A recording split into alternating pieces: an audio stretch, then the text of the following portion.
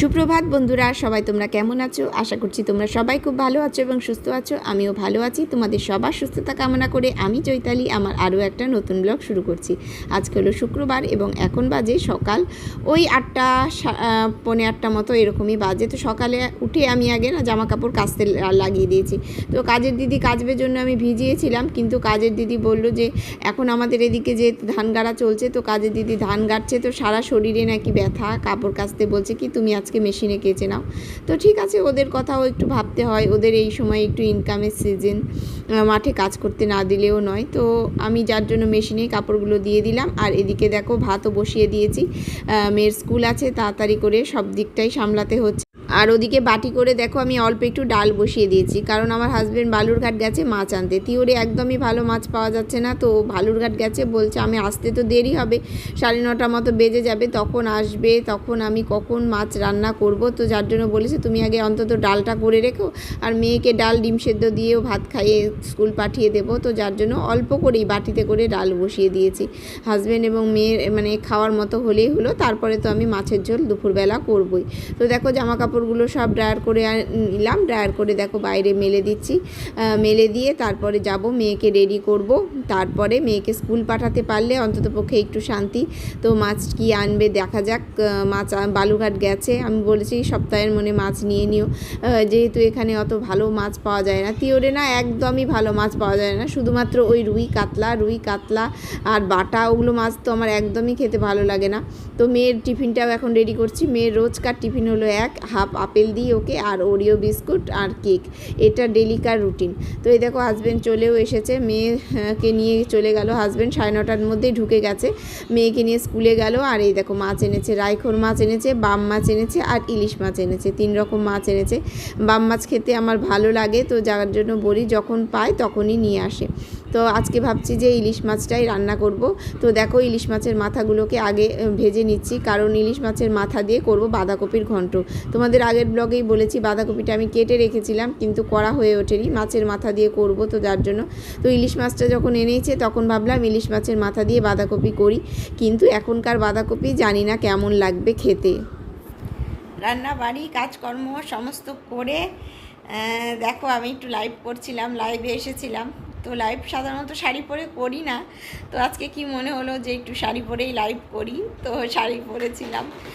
AC চালিয়ে দিয়ে গরমের মধ্যে আরামসে একটু ছিলাম, তো লাইভ করলাম একটুক্ষণ। তো এখন ড্রেসটা চেঞ্জ করব, স্নান করব, খাবো দাবো, মেয়েকে আনতে যাব। তো এত রোদ এত গরম, ভাবছি মেয়েটাকে পাঠিয়ে ভুলই হলো নাকি।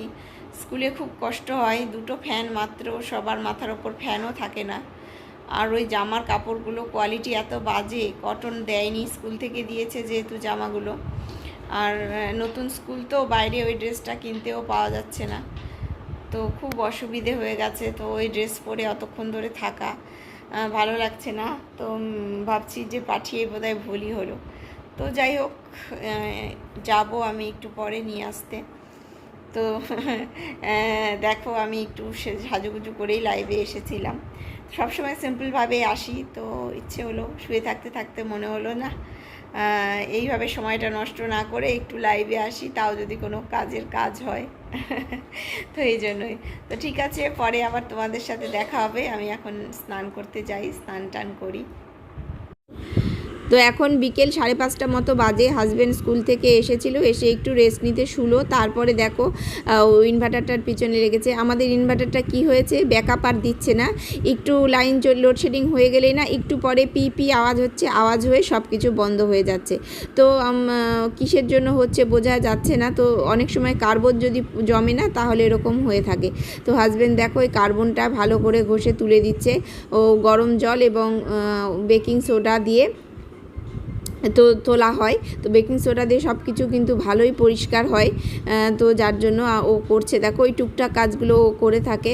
তো দেখা যাক এটা পরিষ্কার করলে এখন ইনভার্টারটা ঠিক চলে কি না, নাহলে ব্যাটারি হয়তো চেঞ্জ করতে হবে। আমার অনেক কয়েক বছরই হয়ে গেল ইনভার্টারটার ব্যাটারিটার বয়স, তো দেখা যাক কিসের জন্য হচ্ছে।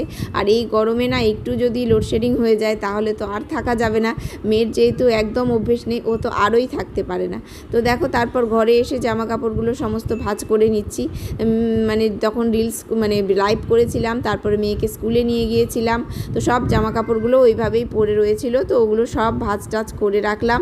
মানে আসার পরে আর কোনো কিছু করতে ইচ্ছে করে না, তো যখন বিকেলবেলা একটু ভালো লাগে তখন কিন্তু সমস্ত কাজগুলো আমি করি। বিকেল বেলা থেকে এত গরম, মানে সারাটা দিনই গরম, তো বিকেল বেলা থেকে আরও বেশি মনে হচ্ছে আমার গরম লাগছে, আর কোনো কাজ মানে করতে ইচ্ছে করছে না। তবুও তো করলাম, দেখলে জামা কাপড়গুলো ভাঁজ করলাম, তারপরে যেগুলো কেচেছিলাম সকালে তো সেগুলো তুলে আনলাম, ভাঁজ করলাম, চা করলাম, মেয়েকে এতক্ষণ ধরে পড়ালাম। তো আমি আর কোনো ভিডিওই করিনি, কোনো ভিডিও করতে ইচ্ছে করছে না, মনে হচ্ছে সারাক্ষণ এসিতে শুয়ে থাকি। তো সেটার আর কি ভিডিও করব বলো, এরকম একটা অবস্থা, গরমে একদম অস্থির লাগছে, একদম কিছু ভালো লাগছে না। আজকে রেকর্ড মাত্রায় গরম, রেকর্ড গরম, মানে কোথাও শান্তি পাওয়া যাচ্ছে না। তো তবু আমি এখন এসির ঘরের মধ্যেই সমস্ত নিয়ে গিয়ে সবজি টবজি কাটলাম, তো সেটারও আর ভিডিও করিনি। তো কালকের জন্য দেখো আমি সবজিগুলো কেটে নিয়েছি। এই দেখো কালকে এগুলো ডালে সবজি দেবো, কালকে ভাবছি ডালই করব। মাছ টাছও খেতে ভালো লাগছে না, মাংসও ভালো লাগছে না, আর ডিম তো ভালো লাগছেই না, এত গরমে ডিম খাওয়া যায় না, শুধুমাত্র ডালটাই ভালো লাগছে এখন। তো ডালের মধ্যে এই সবজিগুলো দেবো, আর এটা ভাজা করব। চাল কুমড়ো কেটে নিয়েছি, আর এই যে দেখো ডুমুর কেটেছি, ডুমুর ভাজা মানে ডুমুরের তরকারি করব। তো এগুলো সব কেটে কন্টেনারে ভরলাম, এখন ফ্রিজে রাখবো। আর এদিকে ভাতটাও তো বসিয়ে দিয়েছি, আর এইটুকু দেখো দিনের ভাত ছিল, ওটা ভাতের মধ্যে দিয়ে দেব।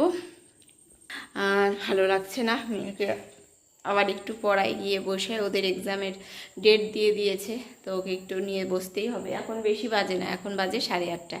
খাবারগুলো সমস্ত বের করে রেখে দিয়েছি, ফ্রিজ থেকে বের করে রাখলাম, একটু নর্মাল হোক, তারপরে গরম করব রাত্রের জন্য। এখন রাত 10টা মতো বাজে, তো দেখো আমার হাজব্যান্ড ওর ডল হাউসটা সেট করে দিচ্ছে। ও বার্থডেতে যে ডল হাউসটা পেয়েছিল, ওর সেদিন থেকে শুরু করেছে কবে ডল হাউসটা সেট করে দেবে। ওর আগেও একটা ডল হাউস ছিল, ও জানে কেমন, কিন্তু তবুও বাচ্চা বলেছে কাকে, ওর জেদ।